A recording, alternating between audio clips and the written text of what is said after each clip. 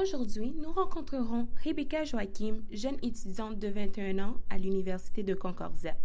Rebecca est aussi une blogueuse et entrepreneur. Cette année, elle a publié son blog From a Sister I Love dans le but de promouvoir le mouvement féministe noir. Tout d'abord, ces derniers temps, on remarque dans les médias une révolution du mouvement féministe.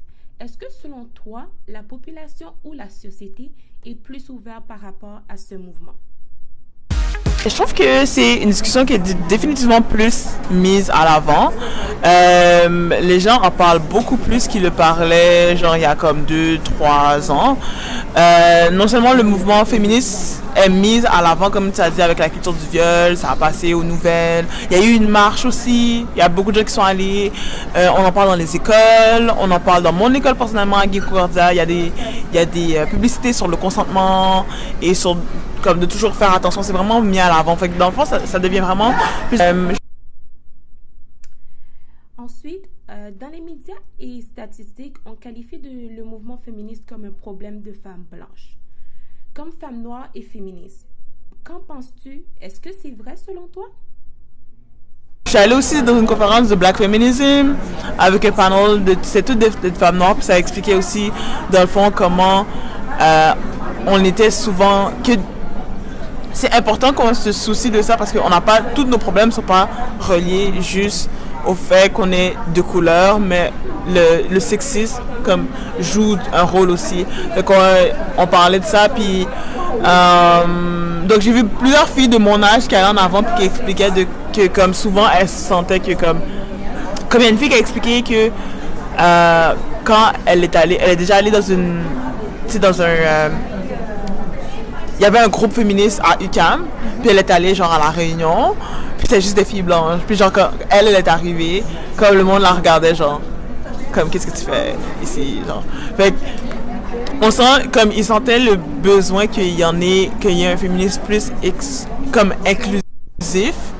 Fait que je sais que parmi les femmes de couleur, genre ça, on en parle vraiment plus, puis on se conscientise plus sur comme le féminisme, même je pense que c'est tout ce mois-ci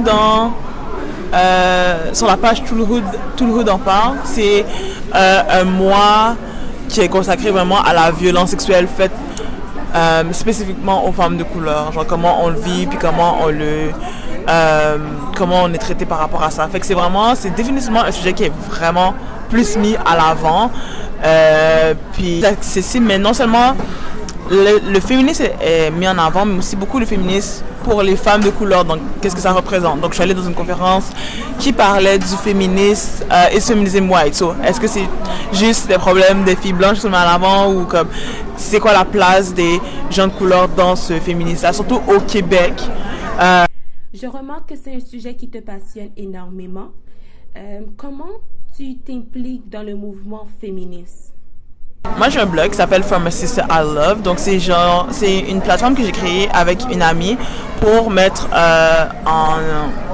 pour créer un espace pour les femmes de couleur où on puisse, dans le fond, se supporter l'une l'autre, apprendre à se connaître l'une l'autre, puis, dans le fond, partager nos expériences en tant que filles noires à Montréal.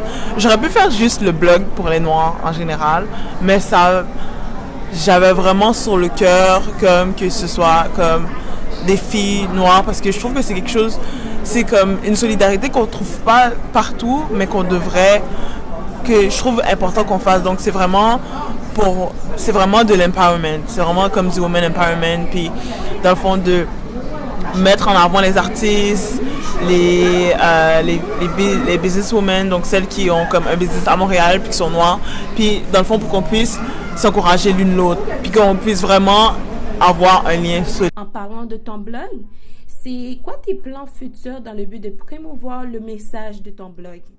J'ai vraiment un plan précis comme pour le blog, fait que définitivement je veux pas que ça reste juste comme un blog, fait que j'aimerais que ce soit genre un espace physique vraiment où comme les gens comme puissent se venir, comme je vais pas tout dire là, mais comme j'ai vraiment une idée claire de qu'est-ce que je veux que ça devienne, que je puisse que les filles qui viennent me parler, genre qui viennent me inbox et tout, que je puisse les voir face à face, que comme c'est vraiment, que ça devienne vraiment un endroit pour que on s'échange ce qu'on vit, puis on puisse, dans le fond, avancer. Puis j'aimerais aussi pouvoir, tu sais,